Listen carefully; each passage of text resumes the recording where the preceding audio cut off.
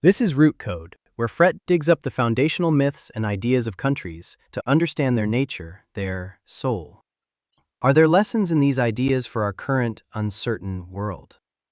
To find the oldest republic on Earth, you have to look for a small, stubborn peak on Italy's Adriatic coast.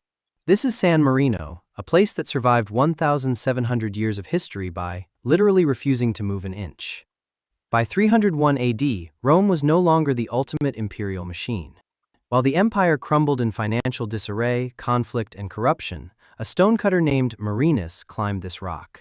He wasn't looking for power, he was looking for a place the machine couldn't reach. Later legends would say Marinus founded a community of stonecutters here. His dying words to them, "I leave you free from both men."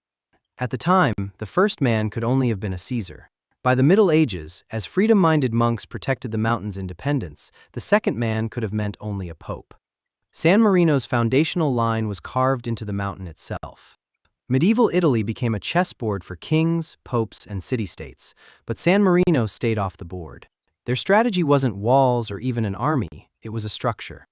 They built a government designed to prevent a strong man from ever undermining it. They knew, perhaps instinctively, that a country can't be left at the mercy of a leader's sense of morality or respect for norms, that institutions need to be guarded by the letter of the law and by fail-safes. They knew it was futile to trust in the forbearance of tyrants, of men who respect neither norms nor ethics. Since 1243, San Marino hasn't been led by one person, but by two, the captain's regent. The system answers that ancient question, who watches the watchman? They watch each other. And here's the catch, their term is only 6 months long. By the time you've even thought about becoming a dictator, you're back to being a regular citizen.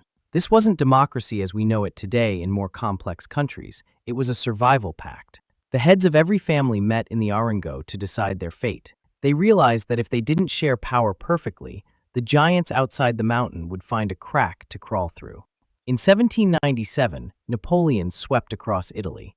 He dismantled every old state, except one. He offered them more land, more power, a seat at his table. The San Marinis said no.